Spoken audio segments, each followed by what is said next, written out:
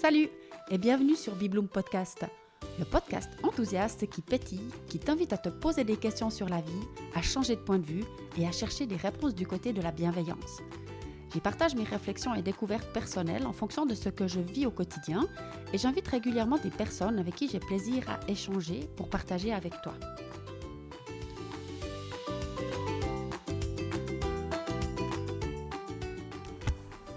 Et aujourd'hui, j'ai le plaisir de m'entretenir avec Karine Grimm. Tu la connais? Non? Bon, alors je te laisse découvrir cette charmante personne. À tout de suite!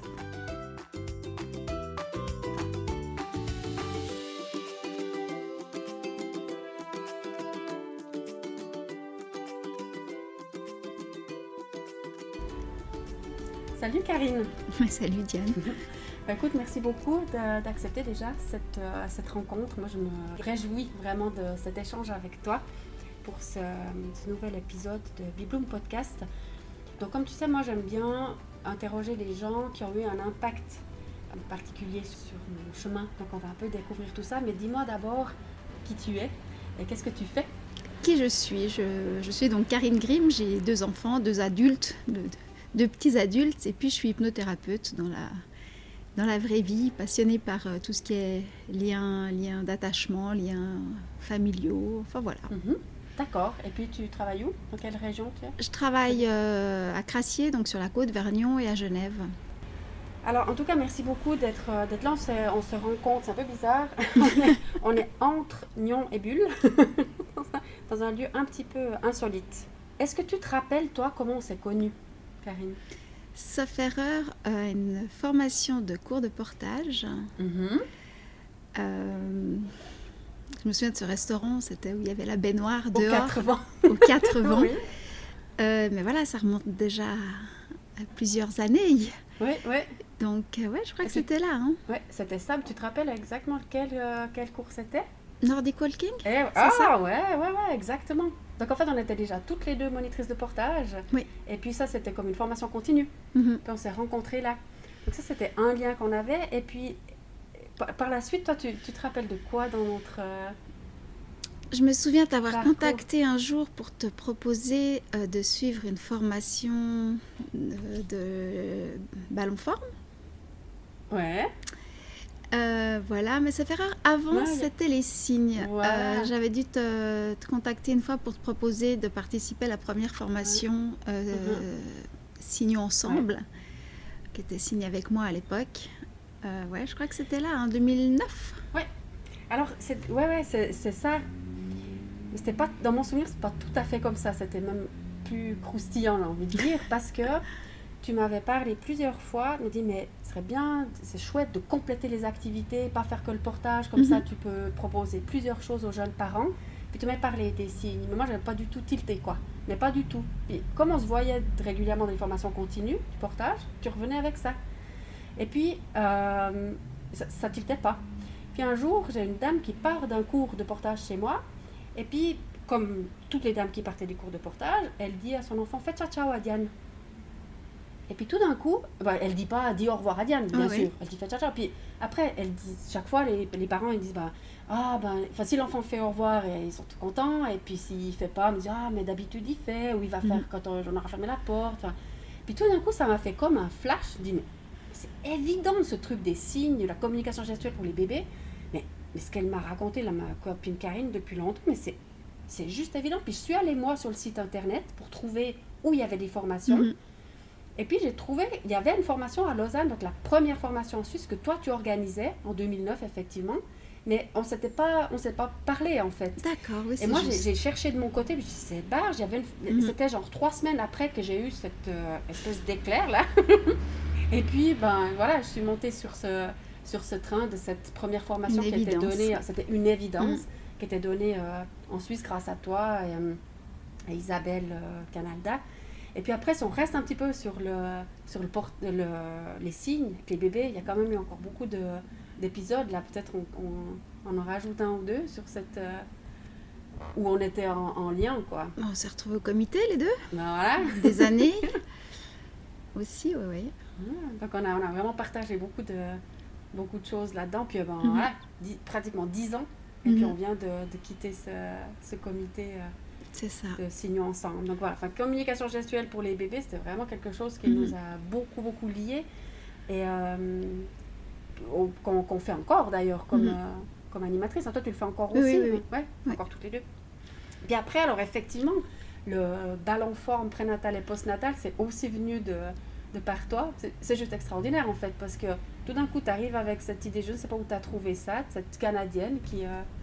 C'est ça, c'est venu d'un coup, j'ai vu une Qui donne ses formation passer, je me suis dit, génial, mais je me suis dit, je ne vais pas y aller seule, il faut que je trouve quelqu'un, puis j'ai pensé à Diane. D'ailleurs, l'anecdote que j'ai par rapport à cette formation, c'est la seule fois, je crois, où en tant qu'adulte, j'ai dormi dans le même lit qu'une fille. Mais non. Parce qu'on était 3 dans la chambre, et puis on s'était retrouvés dans un tout grand lit les deux, donc ça m'a fait bizarre, je me souviens avoir pas été très très à l'aise au début. Ah ouais. Mais non, c'était aussi une chouette formation, des chouettes partages. Voilà, puis là, alors, moi je trouve aussi que c'était drôle parce que pareil, c'était la première, on était les premières en Suisse à faire ça. On était avec Safia encore, on était les 3. Donc c'est toi l'initiatrice, mais personne n'avait fait ça en Suisse. Et on est allé à Paris pour se former. Donc moi j'ai dit aussi à plein de monde, je vais faire une formation à Paris avec Karine et tout. Puis en fait, c'était pas du tout à Paris. C'était un peu loin de Paris. C'était vraiment dans la campagne, pas du tout à Paris. On a eu quelques belles anecdotes là-bas, donc ça a aussi bien scellé notre amitié quand même, cette histoire-là. Plus tout ce qui reste encore avec la formatrice Danielle Fournier, qui donne maintenant les formations d'ailleurs en Suisse, parce que je trouvais que d'aller tout le temps à Paris, c'était ennuyeux, donc on l'a fait venir en Suisse. Maintenant, elle les donne là. Donc ça, c'était aussi un magnifique outil qu'on a partagé. Donc ces 3-là, on s'est pas mal suivis. Après, il y a quand même quelques liens entre nous aussi, plus sur des aspects... parentalité. Ou j'allais dire plutôt techniques. Ah aussi, oui, les sites. Voilà, les sites. Toi, tu es quand même on est 2 entrepreneuses, hein. On est passionnés par notre travail, on est la tête dans le guidon, voilà. Toi, tu as des compétences techniques qui sont vraiment... par la force des choses, hein. À la pointe, là. Et puis, très souvent, tu m'as aussi dépatouillé sur des aspects qui étaient plus d'organisation de notre travail, finalement, notamment, effectivement, que tu puisses le faire site ton internet. Et ça, c'était juste exceptionnel, l'aide que tu m'as apportée là, parce que sinon, j'étais vraiment bien dans la panade. Ah non, mais tu t'en es très bien sortie. Je te remercie officiellement mais dans l'oreille de je ne sais combien de personnes qui écoutent. Karine, ça a été vraiment une perle. Après, nos chemins sont quand même pas éloignés, parce que c'est pas ça, mais j'aurais dit parallèle. On a développé peut-être des outils, on a été chercher des outils différents, toujours avec la même motivation finalement d'entrepreneurs comme ça, beaucoup dans le domaine de la périnatalité, parentalité, mais on a développé dans différentes directions. Moi, j'ai fait le chant prénatal, par exemple. Oui, alors ça pas fait. Moi, j'ai fait les massages pour bébé, mais ça date déjà de plusieurs années aussi. C'était encore avant, que moi, je n'ai pas fait du tout. Et puis, peut-être que tu peux nous expliquer plus en détail, justement, tous les outils que tu as et qu'est-ce que tu fais aujourd'hui, qu'est-ce que ta panoplie. Alors, si je commence par le début, raconte-nous tout. C'est en devenant maman que j'ai découvert le massage pour bébé, puis le portage, puis la danse avec bébé, le Nordic Walking avec bébé, puis les signes, puis comme on a dit la gym pré-postnatale, et ainsi de suite. Et puis, je dirais, grâce à un accident de vie, je me suis intéressée à des outils tels que l'hypnose pour la préparation à la naissance, parce que je rencontrais beaucoup de mamans qui vivaient mal leur grossesse. Et puis moi-même, j'ai fait beaucoup de fausses couches, j'ai eu pas mal de difficultés à avoir mes enfants. Je me suis aussi intéressée beaucoup au deuil périnatal, aussi par rapport à des expériences de vie, qui fait que j'ai un peu bifurqué après dans l'hypnose. Et puis là aussi, ça a été une révélation. Et puis maintenant, c'est surtout ce que je pratique, donc tout ce qui est hypnose autour de la maternité, prénatale, postnatale. Et puis pour les enfants, là, je me suis spécialisée aussi pour tout ce qui était perte de poids ou bien cigarettes ou comme ça.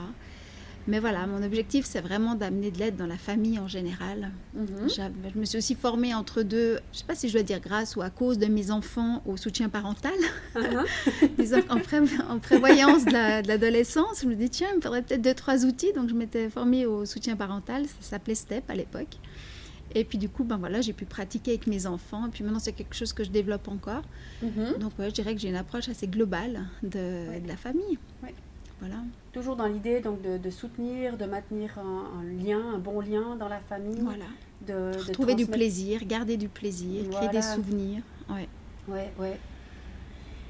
Il y a un autre outil, je sais que tu utilises, pour lequel tu t'es formée assez récemment aussi, c'est les fleurs de Bach. Ah là oui, ça, je viens de terminer les fleurs de Bach, oui, ça tout à fait. Ça c'est vraiment pour travailler sur les émotions. Bah voilà, j'aime bien travailler sur les émotions avec les fleurs de Bach, avec Tipeee aussi, la régulation émotionnelle. Voilà, ouais. Je me suis formée aussi à l'EFT. Ouais.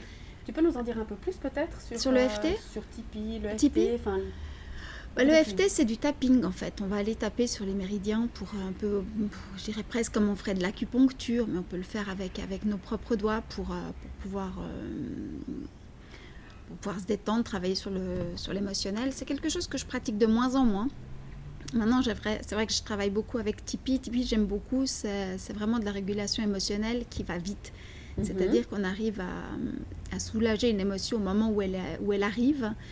On peut le faire en direct, on peut le faire en différé et avec les enfants aussi. Ça, je trouve très, très efficace. J'utilise beaucoup avec l'hypnose aussi. Oui.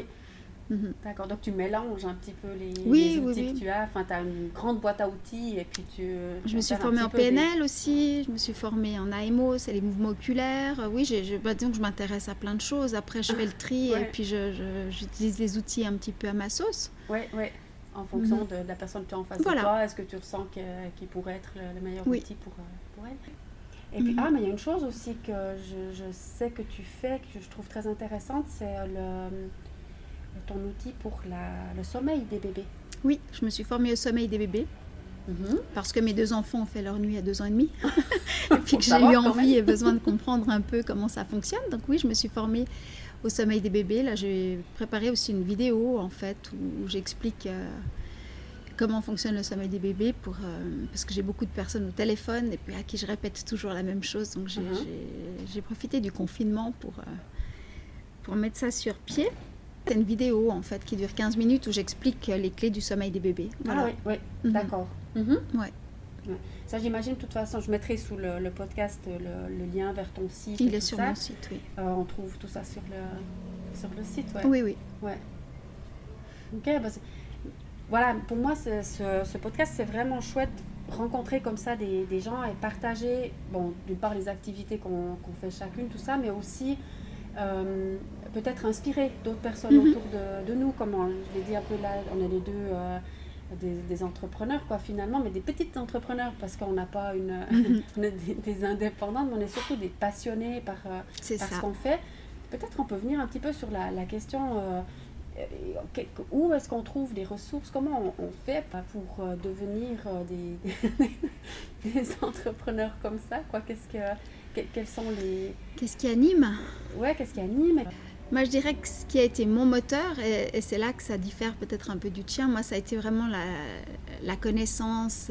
Je suis passionnée par les formations, par l'apprentissage, par les techniques. Enfin, j'ai besoin d'apprendre et j'ai toujours envie d'apprendre des nouvelles choses. Donc j'accumule un petit peu les outils, les formations par passion. Et les diplômes. Oui, les diplômes, les certificats et tout ça, par passion. Parce que j'ai toujours envie d'en savoir plus en fait. Maintenant, voilà, j'arrive à gentiment me dire qu'il faut que je pratique, que j'utilise tout ce que j'ai, parce que c'est vrai que voilà, la plupart des formations que je suis actuellement, elles regroupent quand même des outils que je connais un petit peu. Donc voilà, là je commence vraiment à avoir envie de profiter. Mais je dirais ce qui anime, je crois que c'est juste la passion, c'est ça, d'être passionné par ce qu'on fait, passionné par les gens aussi. Ouais. Et puis, si je me souviens bien aussi, au départ, tu avais un parcours complètement différent. Oui, en fait, oui. Ce qui a déclenché la passion chez toi, c'est quand tu es devenue maman. Enfin, la passion pour tout ce que tu fais aujourd'hui. Parce qu'à la base, tu avais une formation assez différente. Alors, j'étais employée de commerce, je travaillais dans un garage, et puis après, j'ai été travailler dans une école d'aviation. Ouais, donc juste rien à voir, quoi. Rien à voir. Après, je suis devenue maman. Maman d'une petite fille qui dormait peu, d'une petite fille qui était pas facile, qui est autant elle est adorable aujourd'hui et facile aujourd'hui, autant petite elle m'a fait pleurer tellement j'en pouvais plus. Et puis après, cette petite fille a eu un petit frère qui est décédé et c'est là que ça a tourné en fait. C'est là que j'ai pris conscience de plein de choses, de la valeur du petit miracle d'être maman. Et puis, c'est là que, c'est là, disons, que j'ai découvert, les valeurs, je crois, de la vie en général. Et puis c'est ce qui m'a motivée aussi à vouloir aider les parents qui passaient par les mêmes étapes. Après, c'est vrai que j'ai eu cette grossesse, j'ai 2 enfants. Donc j'ai bien connu le parcours, donc j'ai accompagné aussi beaucoup de parents qui souffraient du deuil périnatal, ou bien des problèmes de procréation. Ça, je le fais encore aujourd'hui avec l'hypnose. Je dirais que c'est un accident de vie. Ouais, c'est ça. Et justement, je trouve que c'est pour beaucoup de monde, en fait, ça commence comme ça. C'est des expériences qu'on fait dans la vie qui nous mettent sur des autres rails, en fait, qui nous font complètement changer d'orientation, parce que les expériences, quand même, la plupart du temps, elles sont douloureuses, quoi, mais quand on arrive à les accueillir, les accepter, ça nous donne cette envie de partager, en fait. Moi, je trouve que ça donne un sens. Ça donne un sens, et c'était donner un sens à ce que j'ai vécu, parce qu'une douleur qui sert à rien, c'est une douleur inutile. Donc, à un moment, on s'est posé la question de qu'est-ce qu'on va faire avec ça. Et voilà, donc c'est ça qui a été le déclencheur. Puis effectivement, quand on devient parent, quoi, c'est un tel changement que là, on accélère vraiment beaucoup les prises de conscience, quoi. C'est ça. Voilà, je crois qu'on a fait un peu le tour de nos 2 parcours et des liens qu'on a, en fait, professionnels, personnels, privés, d'amitié. Enfin, c'est tout le temps un peu un mélange comme ça. Est-ce qu'il y a quelque chose encore que tu aimerais rajouter, Karine? Je vais peut-être juste rajouter quelque chose. Tu disais que je t'ai des fois inspirée. Donc, ce que je voulais rajouter, c'est que pour moi, toi, tu es aussi une source d'inspiration par rapport à ta bienveillance, par rapport à tout ce que tu as mis en place aussi comme outil. Et je suis très admirative de tout ça. Et c'est vrai que je connais peu de personnes aussi bienveillantes, aussi humaines que toi. Voilà, donc je te vois faire une drôle de tête, mais oui, j'avais besoin de le dire. Parce que c'est quelque chose qui m'inspire aussi régulièrement. Voilà. Wow. Bon, moi, l'hypersensible, je ne m'attendais pas du tout à ça. Enfin, je te remercie. Je n'ai pas vu venir ça. Mais voilà, en fait, on s'inspire l'une l'autre. Puis c'est peut-être ça aussi le message qu'on peut transmettre dans cet épisode. Finalement, c'est ça, la vie aussi. C'est s'inspirer les uns les autres. Et puis bien observer autour de nous qui nous inspire, qui on a envie de suivre, puis nous-mêmes être une source, parce que toi tu es une source d'inspiration pour beaucoup de monde, vraiment aussi, puis je crois que ça c'est... Ouais, non, alors là il n'y a pas de doute là-dessus, puis je crois que c'est vraiment ça qui nous anime aussi toutes, quoi. En tout cas, vraiment, je te remercie d'avoir fait tout ce chemin-là pour venir me rejoindre. Avec grand plaisir. L'occasion de se croiser, ça fait du bien. Ouais, puis des fois, j'aimerais bien qu'on habite moins loin. Oui. Mais enfin, le lien, il est là, il est fort. Et puis, c'est vraiment chouette. Je te suis vraiment très reconnaissante. Et puis, voilà, je te souhaite une merveilleuse continuation. Écoute, je te remercie. Que les clients arrivent et que plein de monde viennent chercher des outils chez toi parce que j'ai de la chance, ils vont les trouver. C'est chouette. Mais écoute, je te souhaite la même chose. Merci. Je te remercie en tout cas pour ce moment de partage. Super.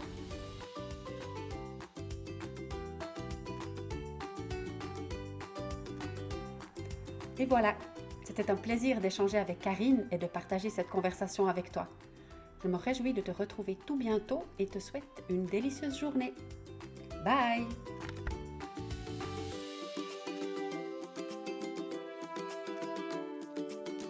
Tu retrouves tous les épisodes de Bibloom Podcast sur mon site internet www.bibloom.ch ainsi que sur les plateformes habituelles telles que Spotify, Apple Podcast ou Google Podcast.